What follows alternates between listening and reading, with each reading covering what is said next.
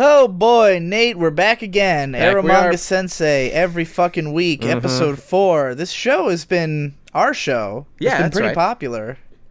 Yeah, It's, I'm surprised. I've actually this last week I've been paying more attention to see what the community is saying, and they are saying things about it. They are aware of it, quite aware. Yeah, I've seen it. I mean, the view counts are great for one thing, but I've seen it being mentioned in various places. Lots of people saying that they're only watching the show so they can watch our show. Guys, I'm just gonna say now. No, please. I mean, well, I knew that would. I mean, I didn't care. I was like, this show's gonna be successful one way or another. You know, I'm not worried about directing more attention to it or anything. Yeah, like, fuck it. It's already gonna get the attention. But I will say, you don't have to do this to yourselves. You can just watch our show. I don't think you need to see the episodes. I mean, it might help with your indignation, but we have had some commenters who said that they are not watching the show itself. They're just watching us, and they think it's even funnier to listen to us describe it, and they have to like try to imagine. yeah, Because we make it sound funnier than it actually is to watch. way funnier. You know? Of course. Like, we get so mad about it that when you actually see it, you're just like, oh, it's just a boring ass show. But when we describe it with such fury, I get that, and I am not so apathetic to, or not apathetic, but like it bothers me that I'm driving people to watch this show. That upsets me a bit. But hey, what can you do? I'm just trying to educate people. I just know it can't be helped. I mean, so many people have watched like the Asterisk War Shikata because of me. Ganai, my friend. Shikata Ganai.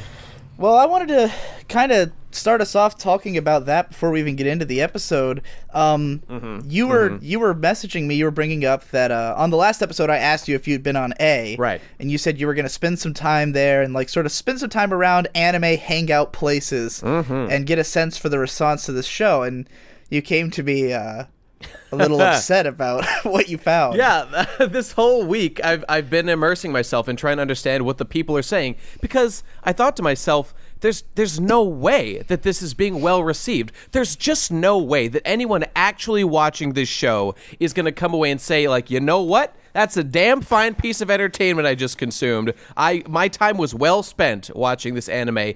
And yet, I mean, to me, it's baffling that people really like this show. This is like amazingly well received. I see people on A talking about how their waifu of the year is Sagiri, and like they love every character, and like, oh, Elf is so wonderful. Every moment Elf is on screen, it's like a little miracle of the universe. It's like, what? The priorities of these people are just so vastly different from mine. These are people with nothing but time to kill. That's what these people are. And seeing like some fairly cute anime girls, I guess, is enough for them to be like, this is great. This is good. I think it's a matter of just completely different standards and interests that, like, for a lot of people, well, I'll get into this in a second. But yeah, it's been extremely well received. Yeah. If you go into the Reddit threads for each episode, like the discussion threads, people are fucking eating it up. People are like way excited, posting every screen cap of everything that is clearly made to be screen capped. Yeah. Like every moment that like you obviously know that they put that in there thinking this will be a GIF, this will be a meme, this will be a screen cap. Because it's the only part of the episode that isn't boring as shit. Exactly, but it totally works. It's all people need. Yeah, they just it need works those so little well. memes. This is such a calculated, like strategic show where it's just getting the meme factor accomplished, and based on that alone, like the people, I cannot believe how much people like this fucking show and are excited to see it every week. It blows my fucking mind, but they really love it. They really love it.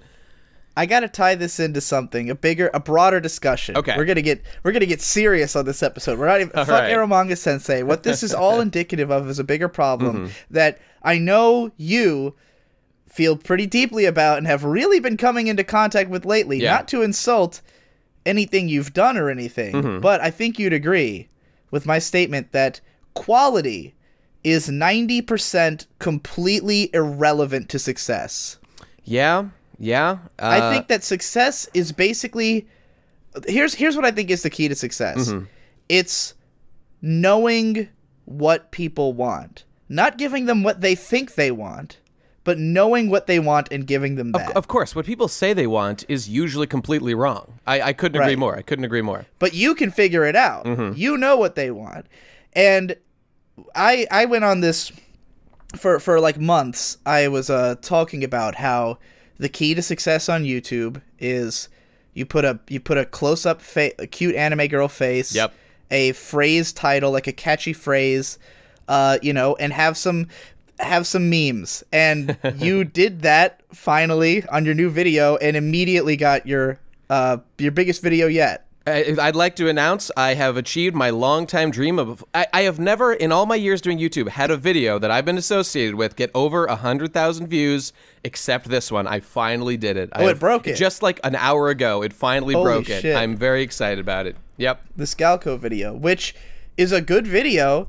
It's fun, but one of your lower effort videos. That's actually not true, but like the intellectual content is certainly like no more. It's very much in the same vein of everything I've been doing up to this point. Well, it's the same lower shit. effort compared to fucking the Gurren Lagann Part 1 and 2. Well, without a doubt, of course, Which yeah. those videos, and here's the thing, like people will say, well, quality is important because it can spread things word of mouth. Yeah, sure. Those Gurren Lagann videos are incredible, and they've been word of mouth spreading for like 2 fucking years to get up to 75,000 views, and this Scalco video passed them in like 3 days. Like 5 days or so, but yeah, something like that.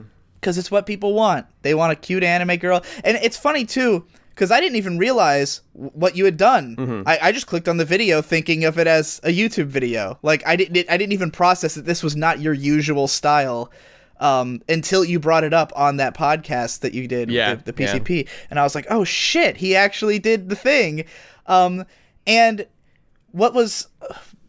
It was especially interesting because it was Galco. Because even though Galco was not a popular show, not a popular show at all up to this point. But I had this exact same experience because I made a video on After Dark called "So How Was 2016 Anime," and I used a very similar, like, bright poppy Galco screenshot, and that video got like 70,000 views out of nowhere, like totally unexpected. It was not even a good video. Let me just say, me stammering through a vlog. That was a pretty good thumbnail. That was a pretty good thumbnail. But I'm coming in with the premier Galco thumbnails. That's the factor here. That's the key factor. It's just incredible that Galco. People, no one's heard of it, but they know just from an image, it's just so bright and beautiful that they want to click on it. And the thing is about Eromanga Sensei is that I knew this was going to happen. That's why I picked this show for us to talk about. I knew this would be the big show because it already, before it started, was one of the, before the season began, it was one of the highest member counts on MAL for the season. Right. So before a season starts, lots of people will list something as planned to watch because they've already read the manga or they've heard of it. They know the source material. So because this was a sequel to Oreimo and it had a popular light novel, it was already popular on MAL before it even started. And just looking at the main girl and looking at the fact that it's like a sister moe show, I was like, this is going to be huge. That's all that matters is what it is. It doesn't matter the content of the show itself. It doesn't matter if it's good or bad. Because it's fucking dog shit. How ironic is it, by the way, that Galco video is about looking past surface level impressions and analyzing beyond stereotypes? How fucking ironic is it that the one time I actually put some effort into branding it in a YouTube friendly way, that's when people actually give a shit and it spreads. It's amazing. It's amazing. By the way, I'd like to report a great victory was had with this video the day after it was posted. I don't know if you're aware of this, but for a short time, that video was the top of our anime. And hell, maybe it is again. I don't even know. But yeah, that was really nice. But for a while there, for a couple hours, that video was getting a little more popular. It was hovering right below a post of the ending theme dance, a clip of the ending dance from Eromanga, and it defeated that fucking clip. It defeated that fucking. That was my victory over Galco. I was so elated. I was over the fucking moon. I could not wait to bring that and talk about that on this show. And there you have it, folks. I win. Eromanga loses. Yeah, it was beautiful. It's wonderful. I don't think these podcasts get posted on our anime because they like the show, and I think people are scared of the karma bomb they're gonna get if they post it there. Probably. So yeah, I just wanted to bring that up. That this show, its success was predetermined. That's why I wanted to do a podcast on it because I was like, I know we'll get views because people will watch this fucking show. I know it's going to persist even if it's dog shit, which It is, and people. I honestly, what shocks me isn't that the show is popular; it's that there's not more of a backlash. I mean, we have a lot of it in our comments. Like a lot of our fans think this show is dog shit, and they're just watching it to laugh at it. But even a lot of our commenters, did you see the guys who were like trying to convince us that we will eventually like the show? I commented on those guys. I didn't reply. I think I said something on Twitter. Like, these people think we're going to come around and start liking the show. Do you understand any of the criticisms we've been making? How exactly do you think the show could, like, turn this all around? I don't know what the fuck these people know that I don't know. Or the people who think we're being, like, contrarian by not bringing up, like, one guy was like, what? You guys are just being contrary by not bringing up any of the positive elements of the show. And I'm like, what positive elements? We said the girls are cute. That's literally it. We covered that. But that's the thing. God, it's just we're obviously seeing this differently. That's right. Like, other people are getting something out of this that we can't get out of it, and it might just be because we've seen too much. Yeah. It might just be that we're numb. Like, whatever this show had, like, maybe if this was the first time I'd ever seen a show like this, there'd be stuff that I'd be picking up on that doesn't seem like tired clickbait garbage to me. Sure. But you know, I am too old and storied for that shit. Every anime is someone's first anime, and to that person, it'll be special and magical, and, you know, that applies to all art. But, like, come on, I don't know how you can like this show if you've seen Oreimo. Well, like, yeah, okay. Like, one of two things has to happen if you've seen Oreimo. Either you hated that show, and therefore you have ire for this one out the gate, or you loved that show, and this one is a pale comparison. Like, how can you enjoy this if you've seen that show? Because the girls are kind of cute, I guess. I don't know, dude. I don't have an answer. Not nearly as cute as Oreimo. That's true. I agree. I will say I have seen Sagiri getting fucked in no shortage of ways. Of course. I've seen several animations of her getting fucked. Hey, all right. Good work, everybody. Good work. That is what she was built for. You know, they're all right. She's nowhere near as hot as Kirino was. Kirino was so much hotter. And she was animated in more sexy ways. Yeah, you know, like, everything about it was better. Did you know that Oreimo had, like, the most doujins ever? Like, that's interesting. Yeah, I guess I'm not surprised when you know, I remember when it came out, there was a time where the store, I think it was Tora no Ana, which is like a doujin store, had like they have a board where they have like what are the top selling doujins, and it was like the top 12 were all Oreimo doujins. Yeah, I guess that's not surprising. That's quality for you, folks. It all right, gets let's rewarding. dive into the episode. Okay. I was willing to give us some head on this one because I had fewer notes than usual. Yeah, man. My first note is at the beginning. So Elf, the joke was that she was working by cooking him food, and that's I guess image training for her novel. I don't know what the fuck that had like relevancy to anything. Yeah, like yes, I guess there will be some relevance to like cooking scenes in your fucking light novel. Seems like are you gonna do this for like every action that your characters take? I don't know. I mean, I get it. I do the same thing. I really think it's just an excuse to like cook dinner for this guy, which is like a romantic thing. I really feel like that's the point of that scene. Yeah. And you know. Well, you know, obviously, in terms of what we're getting into the show, but I will say, for anybody who's read or who's listened to the audiobook of my shitty light novel, which I'm not going to link. Every time I bring it up, people ask for a link, and I'm like, no, you got to dig for that. It's on my subreddit, but you know, you've been warned. It's not public for a reason. But the character Dark Holy has one eye. And so there was a time when I was leaving school at the end of the day, and I had this like headband, and I put it over one of my eyes I could get the experience of what it's like to walk around with one eye. Walked right into a bus mirror. Just bam, directly into it. Fucking hurt. So, you know, I learned something. Okay. Lessons can be learned through image training. Yeah. Cool. But what bothered me about that scene is that, of course, like in every time anyone eats anything in anime, he has this big overreaction to how good it is. And I wrote, why can't it just be good? Is it funny to anyone that it's that good? It's just an anime thing now, so they've got to do it. It's like one of those things they've got to do because this is a generic anime. That's how it felt to me. I just have to like, there's ways to make that funny. Like, usually you do it because the food is terrible. Like, it's not as funny when the food's good. But, you know, you have like that comedic beat where it's like there's a build up and you're not sure which way it's going to go. Is he going to say it's delicious or terrible? And then there's the big explosion, and then you could do some kind of visual. But like, I mean, you know, if you're not going to go Yakitate Japan or Food Wars with it, then what's the fucking point? It's like the worst beaten down trope in anime. It's like, it's up there, Yeah. you know. Like, I'm sick of it. Yeah, I didn't. He just expect, didn't. There just was nothing to it. It was just there to be there. Yeah. Like it wasn't a joke. That's it an wasn't average presented eating as scene funny. in anime. That's just Yeah. what they do when they eat food. They flip their shit. So this is what I mean by like we are tired old anime fans who've seen this Yeah. shit so much that at this point I'm just like, can't you just eat food like a fucking person? There's Good more Lord. of that later. Yeah. This episode was full of weird shit like that. This is another one where, I mean, I guess this has been every episode, but it just felt like so little happened. Like this felt like it was one scene through the whole episode. And I you know? love that later on we can talk about how like the events of the scene revealed the events of the last 3 episodes to have been a complete waste of everyone's time. But we'll get to that in a little bit. To start with, Uh-huh. okay, so the biggest complaint we had last time Mm-hmm. was that we didn't understand Elf's mindset Mm-hmm. towards writing, because it seemed to be suggested, like, she was being lazy, she was sitting around not doing anything. Right. And we were thinking that we're going to eventually see her, like, bust her ass and turn out to, like, when she actually works, she works hard. Yep.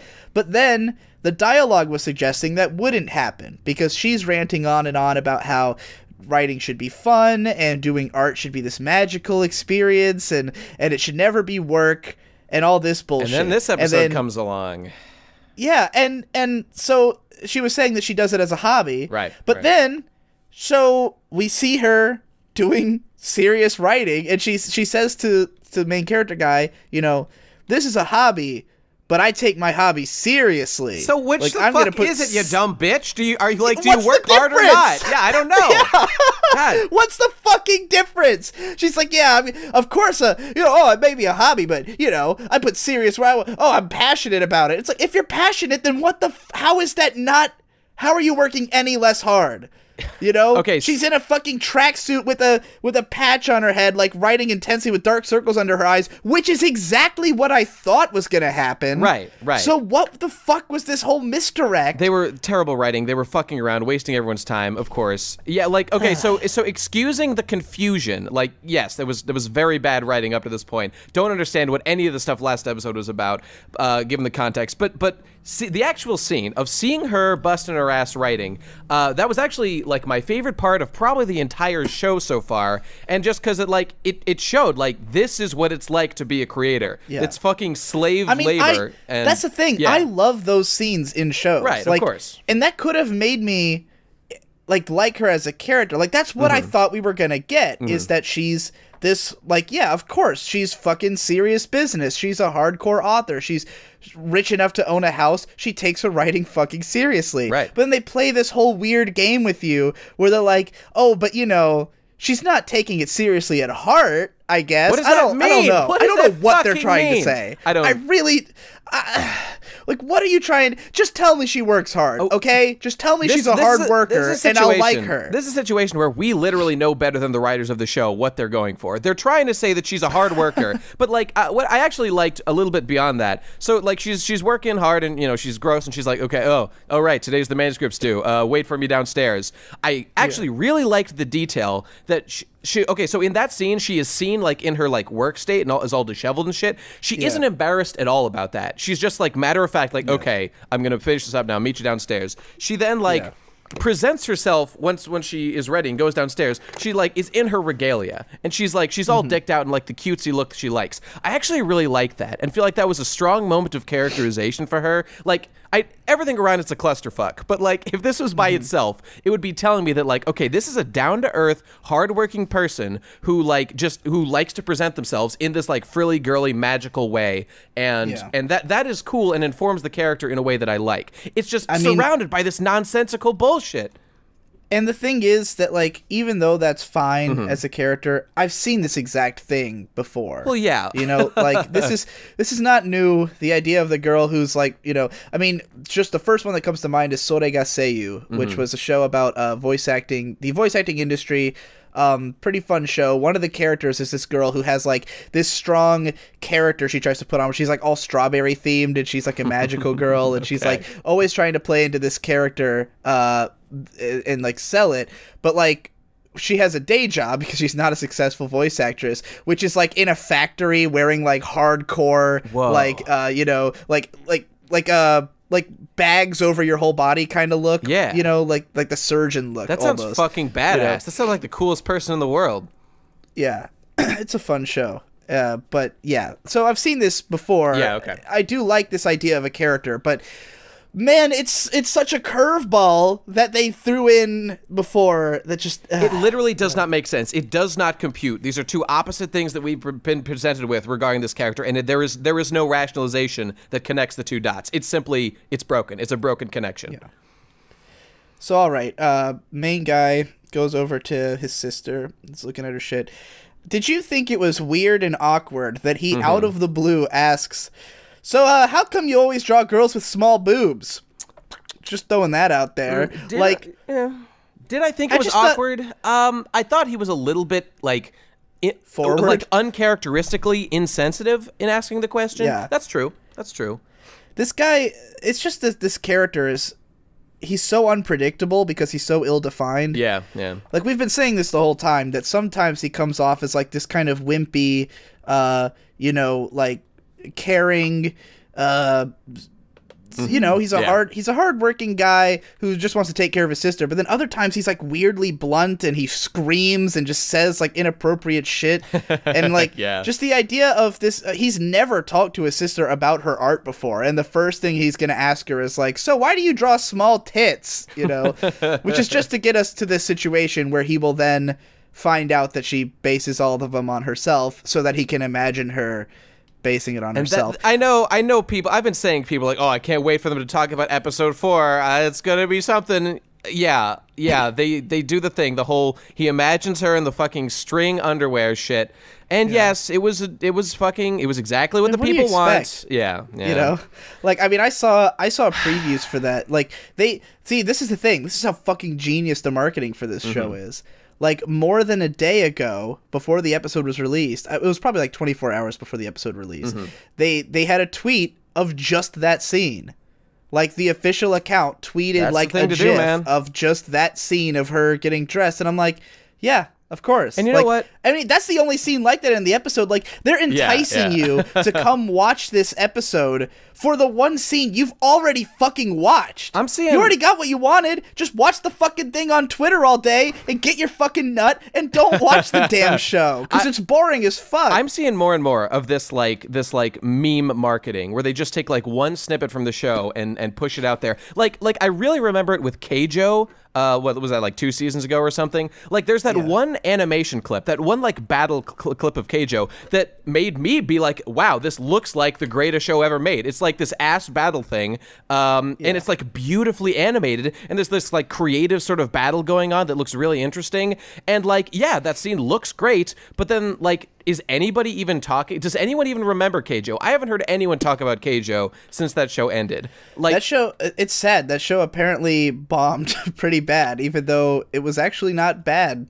it was. I actually thought it got pretty boring. I only watched like episode 4 because I got bored. I found the I only manga watched much more 2 interesting. because I don't care. But Yeah, there you go. There you go. It's this kind of cool I bite-sized understood bits why people are no liked it. replacement for like a well-written show, and maybe that's enough. Maybe they're just trying to get that like initial bump. Maybe that covers their costs. I don't know. I don't know what the marketing goal is here, but it's not really producing great, memorable shows. So I'm not a big fan. I'm Anyway. really wondering why the conceit of these two as siblings was ever necessary. Because it's doing nothing for, like, okay. Oh, I mean, I know why it's necessary from a marketing standpoint. Right, Is right. that this is an incest thing. It's taboo. It's sexy, but there's just, like, the more I ruminate on it, I'm like, I mean, I've said this every episode that, they're not brother and sister. they've met once. Like, What they're not one blood related. time? They forget that. They have met one time before the start of the show. Yeah. One time. Okay. So they'd met once. They weren't blood related. So the entire conceit of them as brother and sister is completely meaningless. It's just a girl he's in love with who lives in his house. So then I start to thinking, well, you know, even we fell for this because we've been playing up how crazy it is that he's in love with his sister, but he's not.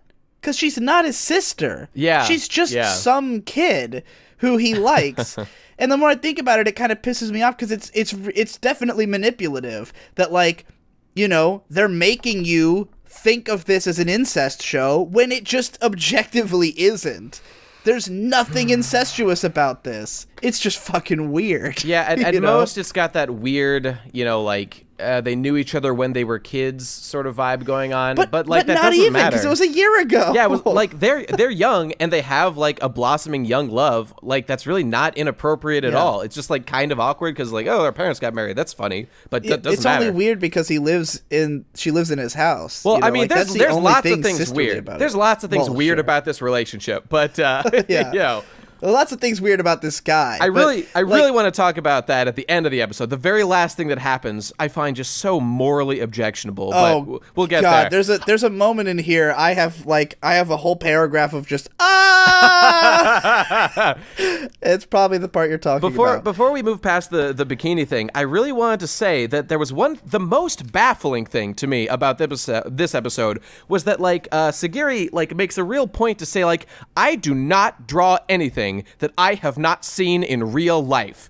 It's like, what the fuck are you talking about? Do you like do you need to buy every like sword model before you can draw it? That really was like the flimsiest excuse for like to have her buy this kind of fancy underwear. Like just say that like I couldn't draw this underwear well, so I needed to buy this one thing. You don't need to make this a like defining characteristic of her because later on in the episode, she's holding a fucking AK-47 in her hand in front of a mirror as if she needs to like know what that looks like in the pose to draw it. Does she buy literally every prop she's going to draw? What are you doing? What are you doing with this character? It's fucking baffling. That was like a fucking bomb going off inside my brain that I was like trying to process the ramifications of this one throwaway line. God, get your shit together, people. It doesn't make sense. She's a fucking she's a fucking illustrator. She has piss me off. She has to see everything in real life that she draws first. That's the most retarded thing I've ever heard in my entire life. She'll never be able to do any non-human. She'll never be able to draw like a Pokemon. Yeah, how's she gonna draw backgrounds? How's she gonna draw a fucking I don't know, Mount Everest or shit? Gotta go see Mount Everest before I can fucking draw it.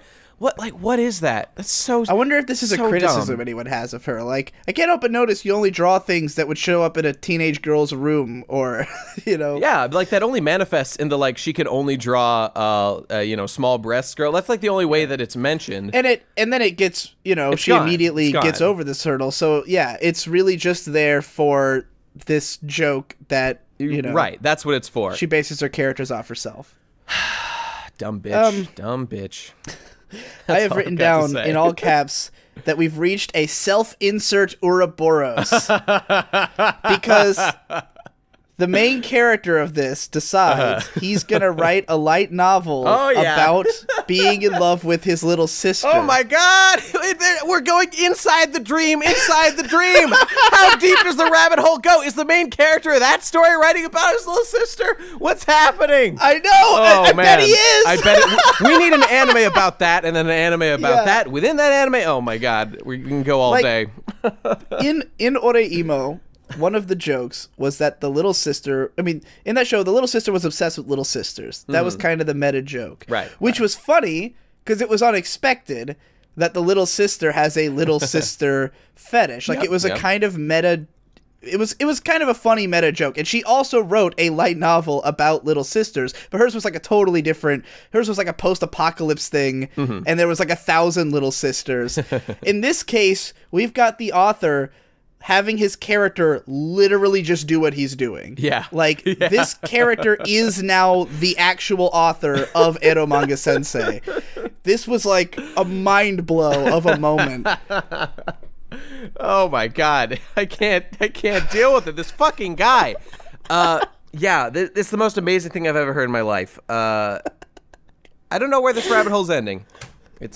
I'm really excited to find out, though. It ends in the grave, Nate. Yeah, It ends that's when true. we die. That's and we definitely true. escape. All right, what is this? Yeah, I'm checking my notes as well. Okay, you know what? Here's another little positive. I liked hearing the dude talk about his like struggles about being afraid that he's gonna like fade into obscurity and he'll lose his popularity.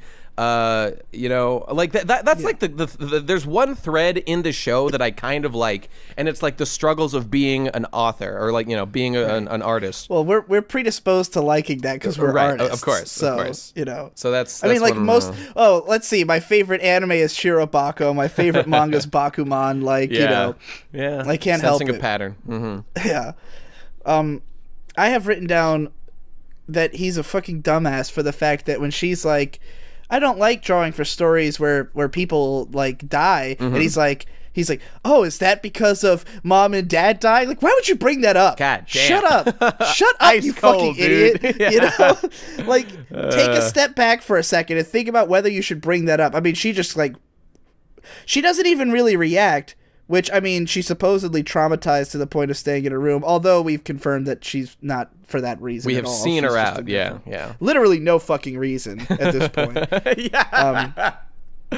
And by the way, that totally like undercuts the entire like ending like special scene where she steps 1 foot out the room. Bitch, she walks out of her room every fucking day of her life. She goes to the bathroom. She does her laundry. Yeah. There's nothing special about Assumably. like I get the symbolism you're going for, but it doesn't make fucking sense. When that happened, I thought she was just going to come out of the room and eat with him. Like, That I would've thought been she was better. now going to leave the room because it felt like we're already past that point to me. Baby you steps, know? dude. Like, Baby steps. Yeah, she's- But what baby steps to what? She already talks to I the don't brother know. regularly. He Yeah, comes into yeah. her room all the time. They have conversations. She's talked to people. Like, she doesn't have any actual reason to be in her room. So I just thought we were at the point where, yeah, it's that time now. But no, it was like a weird symbolic gesture that means nothing. They're gonna wave here's this. the one. Yeah, go ahead.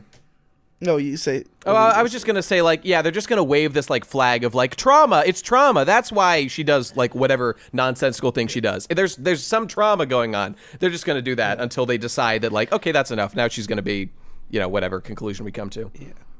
Here's the one thing that I did kind of appreciate about this episode, which is that her character arc revolves around drawing bigger tits. I'm always a fan of any time you can make, like, if you can take some kind of dumb, jokey, perverted thing and make it into a legitimate character arc, which it is. Yeah. She had a problem where she couldn't draw big tits. She learned to draw big tits so that, you know, because she wanted to be able to draw for this dude's novel. It's a real arc revolving around drawing big titties. That's nice. I appreciate that. I like that too. That's nice. That's nice. Though it is, here's another note though. She draws the big titties and she says, "Here's what they look like unclothed," and she just shoves it right in his face. Right. She shoves the titties that she just drew up in his face, and then a minute later he calls her Eromanga Sensei, and she's still doing the I don't know anybody by that name. Like, Good meme, guys. how can Good you meme. pretend? How can you pretend to be embarrassed about the fact that you draw porn when you're like showing off the porn you draw proudly, like not even making a show of it? Like, she wasn't even embarrassed, which was cool. Like, yeah, she just sees it as like work. She sees it as, yeah, I draw porn for a living. Here's what I can do for your novel, guy I work with, you know. But then as soon as he says her literal pen name, she's like, but I don't draw erotic art. Bitch, you were shoving naked tits in your brother's face a second ago. They're like deviating from like what makes sense in the story to like have this like meme of like her like pretending she's not Eromanga. They're gonna do it catchphrase. forever. Yeah, that's what it is. Yeah. That's her catchphrase. It's just so she could have the catchphrase. It's fucking obnoxious. Yeah, it fucking sucks. Ugh. So can we talk about so the tangible detail of what like the arc in this episode involves him like competing with his manuscript with Elf, Yeah. and getting it done over like these 2 weeks, and then they have a confrontation, and so that was fine. That was fine. That like Elf. By the way, Yeah. there's no reason she can't work for both. Oh yeah. Like That's true. everyone in this story works fast as shit. Yeah. She's just, I mean, I would assume the illustrations take less time than writing the novels, but you know, given assume this so. show, everyone writes novels in literally a day. Yeah, So, yeah. But yeah, like, why can't she just draw for both of them? That's normal. What- The guy who draws Masamune-kun's Revenge has enough time to draw the art that she does in the show, so Yeah. clearly it's doable.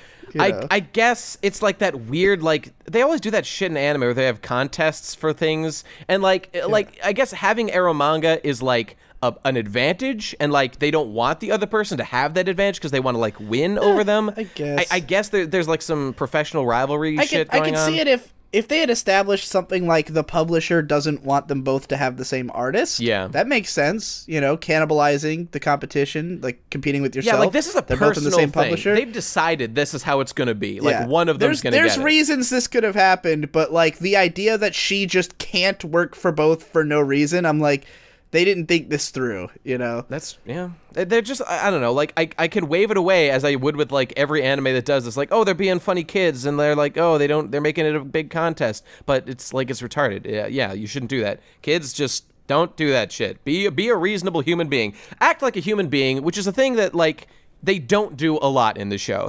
There's not a bunch of that going on. All right, are we barreling towards the ending here? Because that's the last note I have, is the scene that You know, pissed me off to no end. God, I had a bunch of notes here. Is there anything important in any of these? Go ahead, say them all. It doesn't matter. Yeah, okay. Okay. So I just wanted to point out that Elf wrote her book in one day. So okay, impressive. Ostensibly, yeah. Pretty good.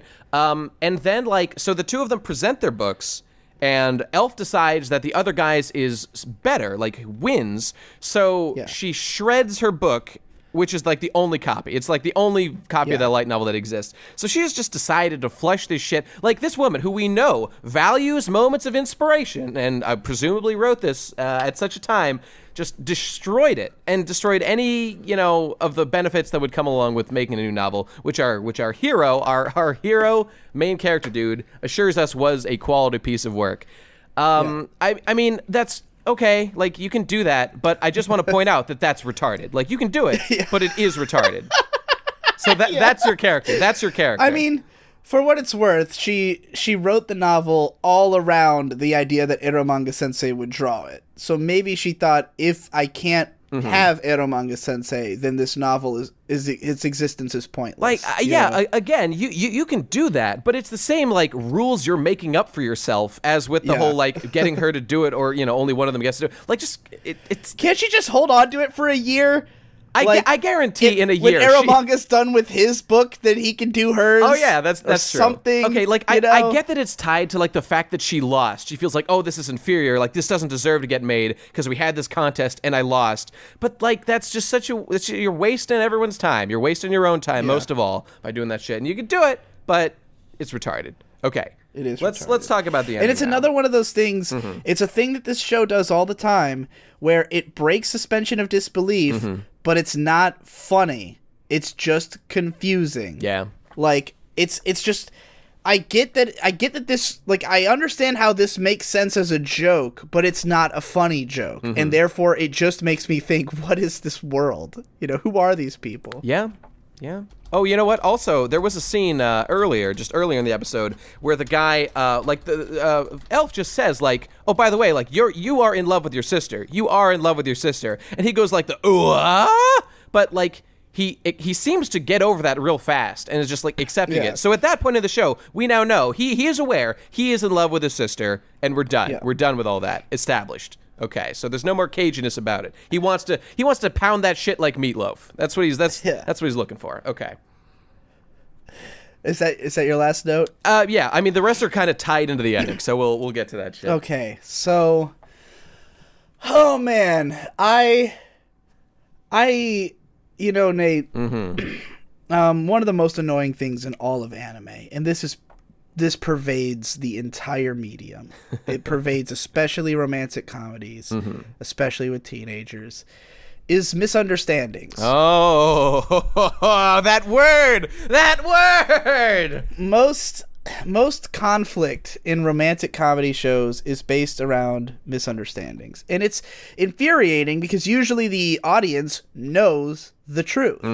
And sometimes the show will just carry it on forever, and it, you know, you can make it funny, and sometimes it's just done to have that sitcom effect. Like, you watch Ranma One Half, the characters, if you watch the first arc of Ranma, the first 16 episodes, it's like making progress as a romantic comedy, and then that just stops. And it becomes that the characters will never understand one another because the show has to go on for 160 episodes. Yeah, that's so right. any romantic progress they make will be killed by the general misunderstanding that is, you know, that is the backdrop of the whole show. Until the day comes that we're ending the series and we can finally let them get together. Same with this happens with a lot of anime, and it's always frustrating.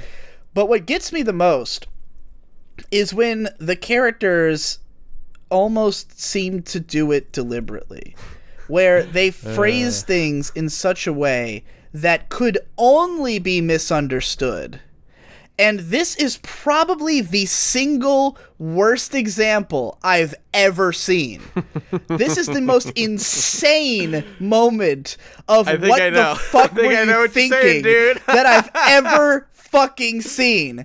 Because the little sister, Sagiri, reads this novel, and she's being all touched, and she's all into it, and she just looks up at her brother and says, I'm in love with someone. Yep. I'm in love with someone. What the fuck were you thinking? And I'm just, I'm so blown away. I'm so blown away by this. And the only reason, the only conceivable reason for this to happen is to create a misunderstanding so that they won't, because he's moved too fast. The author has moved too fast. He's got the main character he's already admitted is in love with the girl. And the girl who has no other people in her life at all. Dude, that's what really got me about that line. Just by process of elimination, dude, you can tell who she's talking about. There's only one human being in her life. Come on, you can figure this out, dude. There's only one person in her life. There's nothing else there. Like, obviously she likes him, and the problem is that this story it has to go on. She can't just be in love with her brother right at the beginning and progress a relationship, because where's the show gonna be if you do that? But, like, oh my god, I can't believe he doesn't understand. I can't fucking believe it. It doesn't make any fucking sense. It's less infuriating to me that he doesn't get it. It's more infuriating to me that she would say this. That she would phrase it that way, yeah. Because what the fuck is he supposed to think? What would if you're telling the person you love, I'm in love with someone? That's not wrong. Like, that's why would you? Third person, dude. Third person's not going to help in this situation. Why would you ever say it? Like, I mean, the obvious thing is that she doesn't want to say that she's in love with them yet. She's not ready. Then why say anything? Because now you've just put it in his head that you love someone else. Because that's the only thing you could imply. There's nothing else you could imply. If I said to you, Nate, I love someone, I'd assume it's not me. There's no way I'd assume it was me. Yeah, exactly. Why would you ever use that phrasing unless it's not you? And if you're telling this to the person that you do love, what do you think they're gonna do? Okay, I mean, they're just gonna think you love someone else. The most charitable version of this we can possibly take away is that like she is being a capricious child and is teasing by saying this shit.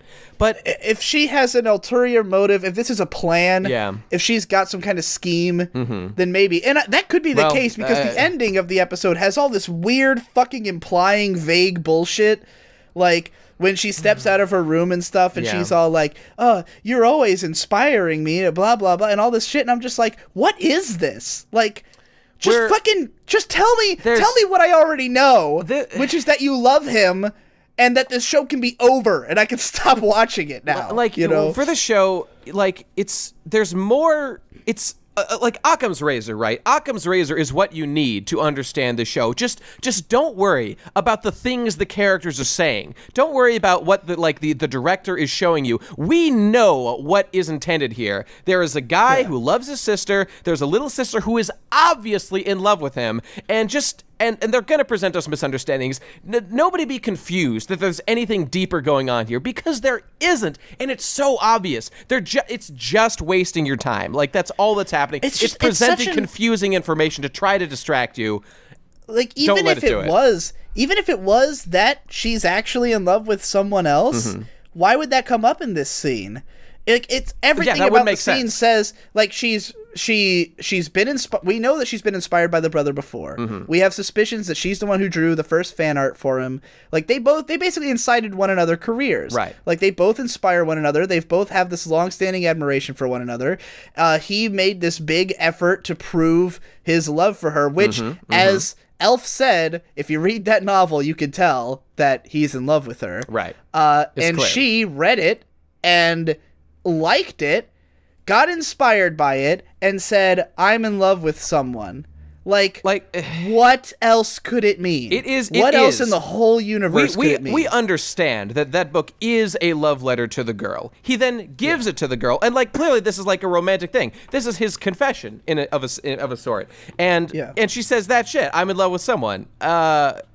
Yeah, this is a delaying tactic. This is a delaying and a misdirecting tactic just to keep the show going. Like, we're done. There is nothing new to be learned in the show. We know they love each other. It's done. We can go episode after episode after episode of main character guy not being sure who she likes. He's trying to support her because he still loves her and it's his sister, you know, and he's like, oh, well, I gotta help, but it's gonna frustrate him. He's gonna have this whole character arc based around this misunderstanding. For what? Just to come back here, to come right back to this spot and just correct what she said. Right. To correct her fucking grammar, and then we'll be done. Yeah.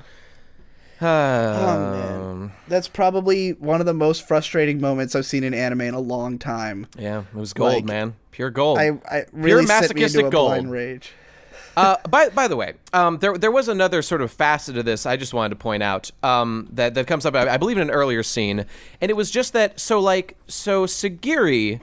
Okay, so Sagiri doesn't know that the next door neighbor is Elf Yamada, like, you know, this famous author. She doesn't know that. Elf knows that, you know, the little sister's Eromanga, but Sagiri doesn't know that. So, like, in her head, she is, you know, she's obviously jealous. It's super clear. She is sexually jealous of the neighbor because to her mind, she sees a cute girl moved in next door, and now her brother is going over, like, every day just to hang out. And because of the crazy situation they found themselves in, he, like, doesn't want to tell her the truth about who that is because, like, he's afraid she's gonna, like, go work with her for art, even though she could easily work with both. That doesn't matter. That's fine. But the real amazing thing about this is that. So, okay, we have it is clear that both of these people are in love with each other. The brother and sister, they love each other. But what Sagiri says is that, oh my God, this fucking blows. This honestly was more disturbing to me. It was that she sees the brother going over and hanging out with this girl, and then he comes back, and when she finally confronts him about it, what she says to him is, big brother, I've been scared that girl you've been seeing, I've been scared that she's going to be your new illustrator. I've been terrified that hot new neighbor girl who you've seen naked, I've been scared that she's going to be your new goddamn illustrator. Like, she doesn't mention any romantic shit at all. And there's no evidence that person is even an artist at all. She doesn't know anything other than it's a girl. Why would you make that assumption? She said she drew that conclusion because he'd never meet someone like that unless it was for work. I noticed that line, and I don't believe it. It's retarded. It doesn't make any sense. I reject Never mind that. She's just a neighbor. Incidentally, our commenters pointed out that they do show her moving in episode 1. Oh, really? Oh, so that's good. Yeah, there's like a shot of her moving in, which means that indeed they just didn't notice that someone had moved into that house for days. Yeah, they didn't notice despite moving vans, people, you know, setting shit up. Which we know they could have saw because they were on screen while the other characters were on screen. But it's a ghost, you guys. It's a ghost. This just proves that, you know, shit like ghosts is just people being retarded and not paying attention to things. Ghosts aren't real, folks. Wake the fuck up. Stay woke. Stay woke, y'all. Okay, anything else to say about this shit? I'm just checking over my notes. I always erase my notes after I talk about them. I just scrolled down. I've got a whiteboard. Oh, that's right. And I should get one of those. Okay. I just wanted to comment on how disturbing. So, okay, romantic shit confirmed. I just want to point out on how disturbing I find this, like, romantic relationship. So, this is a girl who is 14 and is trapped in a room, and, like... I think she's actually 12. Oh, is she 12? Really? Oh, yeah, I think she's 12. Well, okay, you know, regardless of the case. So, she is in love with this dude, and I don't have a problem with that. But what is kind of creepy to me is the fact that, like, this is her, like, sole provider who gives her everything. So, like, imagine being a person who only knows one person, and this person is your sole, like, human contact in the world. And, like, I understand why you'd form strong relationship with them, but it's like a fatherly relationship. And this all culminates in the fucking last line of the episode, which just got my piss fucking boiling. And it's this big romantic scene where she looks down lovingly at her fucking brother who does everything for her in this fucking world, and she says, "You know what, brother? I'm getting a little hungry." And he smiles. Oh, does he smile at the thought? Okay, I got the message, sister. I understand what you're saying to me. And he goes down and he fucking cooks for her like a bitch. She does not love this man. This man is a tool for resource providing. That's all he is to her. I'm red-pilled as fuck right now, dude. She's just using you. She's just using you, dude. And it's not really her fault. It's just like, this is not real love. This is a girl who sees, like, she's fallen in love with, like, the robot that gives her food every morning. That's like what this is. There's no real relationship here. I mean, I know they're mixing in the fact that, like, clearly they're gonna explain the backstory that, like, when he was, like, young and was writing his first novel, like, this was gonna be the girl who, you know, had encouraged him or whatever. Like, that's gonna be the twist. I saw it coming episode 1 or whatever.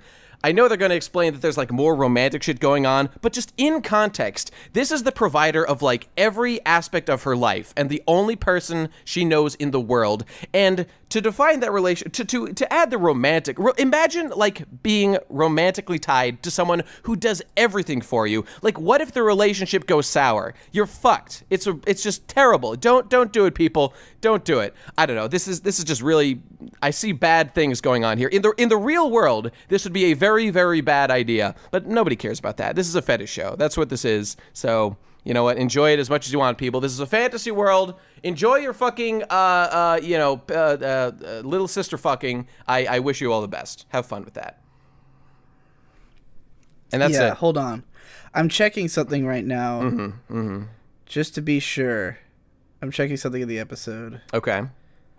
Something I was just talking about? I want to be accurate here. Oh, okay.